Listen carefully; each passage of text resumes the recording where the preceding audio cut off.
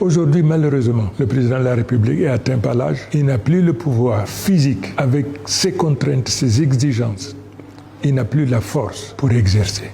Donc, lui au pouvoir aujourd'hui, en vérité, ce n'est pas lui qui gouverne.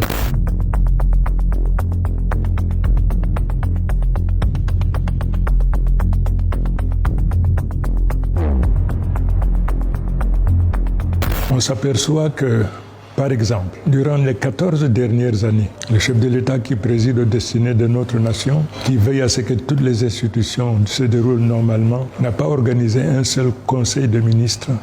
La deuxième observation, le président de la République nous donne l'impression d'être distant. C'est à croire que le pouvoir a cessé de lui procurer le plaisir, l'honneur de présider aux destinées de notre nation. Par exemple, au niveau du gouvernement, aujourd'hui, il y a 4 ministres qui sont décédés, qui n'ont pas été remplacés. Nous observons également qu'il y a ce journaliste qui a été assassiné, victime d'une conspiration, assassiné de manière brutale, sauvage.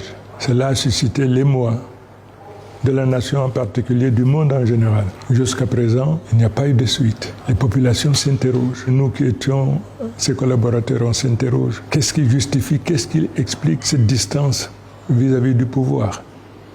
Le chef de l'État nous donne l'impression d'être autiste. S'agissant maintenant de son rapport avec le gouvernement, nous constatons plusieurs symptômes qui convergent vers ce qu'on peut appeler le syndrome de fin de règne. Le gouvernement de la République a cessé d'être un instrument au service de la République. Le gouvernement est aujourd'hui un instrument au service de puissances occultes. Alors ce pouvoir occulte, comme j'en ai parlé tout à l'heure, c'est aussi divisé en 2 clans. Il y a un clan qui appartient à telle famille, à telle caste, et l'autre clan qui appartient aussi à telle autre famille, à telle enseigne que ce pouvoir, relevant de la souveraineté du peuple, se trouve donc accaparé par ces 2 groupes qui se battent pour le triomphe de leurs intérêts, mais surtout qui se battent dans la perspective du changement du chef de l'État à la tête de la nation. J'avais pris la décision de l'accompagner jusqu'à la fin de sa carrière. Malheureusement, il se trouve, le chef de l'État est inaccessible, il est invisible. Aujourd'hui, ne sachant à quel sens se vouer, compte tenu de l'impossibilité donc d'être en contact avec lui, pour discuter, partager avec lui, je me suis trouvé dans la nécessité, dans l'obligation de retirer mon engagement que je lui avais fait pour l'accompagner jusqu'à la fin de sa carrière. Cette décision ne procède pas du hasard, mais plutôt d'une très longue observation du rapport du chef de l'État avec la gouvernance, rapport du chef de l'État avec le gouvernement, rapport du chef de l'État avec les institutions de la République de manière générale. Cette décision est le résultat également d'une réflexion mûrie avec les militants et sympathisants de mon parti, dans la perspective donc du choix d'un des candidats. Et à chaque fois que j'ai posé le problème de tous les candidats en compétition sur qui j'étais dévolu, invariablement, en 2011 comme en 2018, ils ont toujours jeté leur choix sur le président Biya. Cependant, en 2025, je reprends le même exercice. Ces mêmes militants hier, qui spontanément étaient prêts à annoncer leur adhésion à la politique du président Biya, cette fois-ci, m'ont posé une fin de non-recevoir. Ils refusent parce qu'après 43 ans, aujourd'hui, ils sont réduits à l'indigence. Ils ne l'acceptent pas.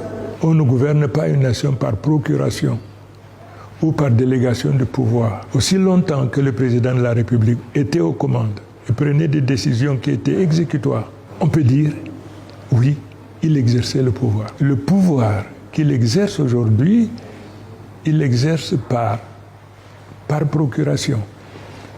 Et le fait, après 43 ans, qu'il n'ait pas eu la possibilité de désigner quelqu'un qui puisse lui succéder si telle était la volonté du peuple camerounais, donne l'impression, effectivement, que le pouvoir était sa propriété.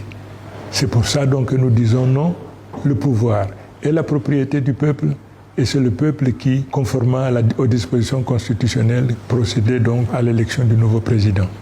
C'est donc pour toutes ces raisons j'ai estimé qu'il était impossible de continuer mon expérience aux côtés du président de la République. C'est donc pour cette raison que j'ai décidé de démissionner du gouvernement. Si le pouvoir était contre, il m'aurait interpellé. Jusqu'à présent, je ne fais pas l'objet d'une interpellation. Ça veut dire que ça a été acté. La seule chose qui ne changera jamais dans l'existence, c'est que tout change. Mais je n'innove pas.